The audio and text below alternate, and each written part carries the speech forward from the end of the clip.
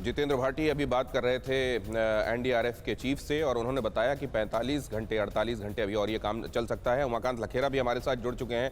उमाकांत लखेरा, जो एक बात राहत देती है कि चीज़ें कोऑर्डिनेटेड हैं, इस बार लग रहा है कि एक सिस्टम इन प्लेस है और पहले से पता था कि ऐसी स्थिति अगर आती है तो हमें क्या करना है। पूरी मशीनरी के कंपोनेंट्स को पता था किसकी क्या भूमिका होने वाली है बाय एंड लार्ज।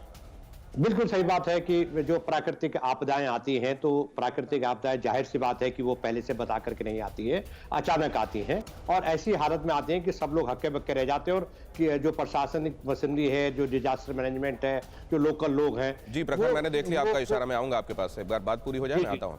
जी आप कंटिन्यू करें।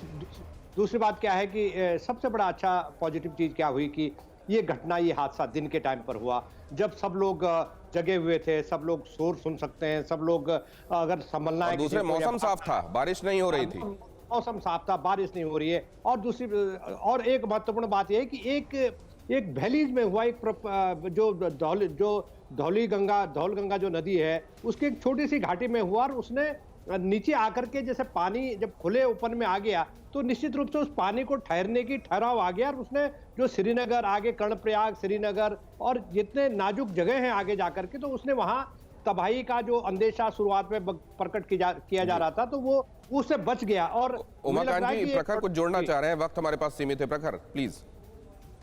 सबसे बड़ी बात यह है, जो जब से एसडीआरएफ यहां बनी है और एसडीआरएफ सेंसिटिव जोन के अंदर अपनी यूनिट्स को रखती है लगातार और उन्हें इस बात का अलर्ट रहता है कि आपको फौरन पहुंचना होगा, तो वो स्थानीय लड़के हैं, वो फोर्स के लड़के इन्हीं गांवों से निकल कर आते हैं और वो चीजों को बेहतर समझते हैं। और ये जो आपने देखा, बद्री विशाल की जय, केदारनाथ की जय, ये जो गढ़वाल और कुमाऊं रेजिमेंट काम करती है यहाँ पे, ये उनके नारे हैं और ये ज्यादातर बच्चे फौजी परिवारों से निकल के आते हैं। इसलिए जब ये किसी को बचाने जाते हैं तो ये अपनी जान पे खेलते हैं, ये हमारे जाबाज हैं, ये इस बात की परवाह नहीं करते कि उनकी जान जा सकती है। ये जो जज्बा, और आपने देखा जो मुख्यमंत्री ने कहा, सारा देश एकजुट है इस टाइम, सारा देश कह रहा है कि बताइए क्या सहयोग करना है, चाहे वो प्राइवेट सेक्टर हो, चाहे कॉर्पोरेट सेक्टर हो और चाहे हमारे यहाँ के आश्रम हो। ये है देवभूमि के लिए लोगों के मन में जो प्यार है, इस प्यार से ही हम चीजों को बचाते हैं। और जो बार बार ये बात आती है, ठीक है, अल्पाइन कहा जाता है इस तरह के ग्लेशियर्स को, ये ग्लेशियर्स गुरुत्वाकर्षण की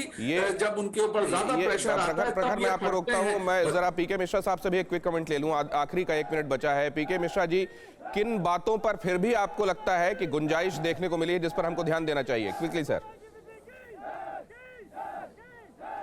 ना, मैं एक चीज है कि मैं इस केस के ऊपर बताना चाहता हूं कि आईटीबीपी और आर्मी जो है, इनका रिएक्शन बहुत क्विक था और एसडीआरएफ का भी, क्योंकि ये जोशीमठ में थे।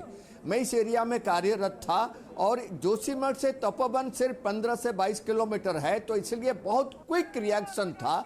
और एक और चीज देखने को मिला कि हम केदारनाथ से सबक सीख चुके थे, फिर भी तपोवन का जो एरिया है, मैंने तपोवन काफ़ी बार गया है। तपोवन में नाम तपोवन क्यों दिया गया है, उसमें हॉट स्प्रिंग्स बहुत है, 8 से 9 हॉट स्प्रिंग्स है, तो इंटरनली कहीं से भी गर्म पानी आता है।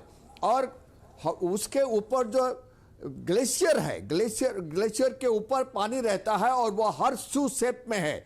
मैं उसके ऊपर, ग्लेशियर के ऊपर भी गया है, वहाँ पर रेकी किया है, वहाँ से पेट्रोलिंग किया है।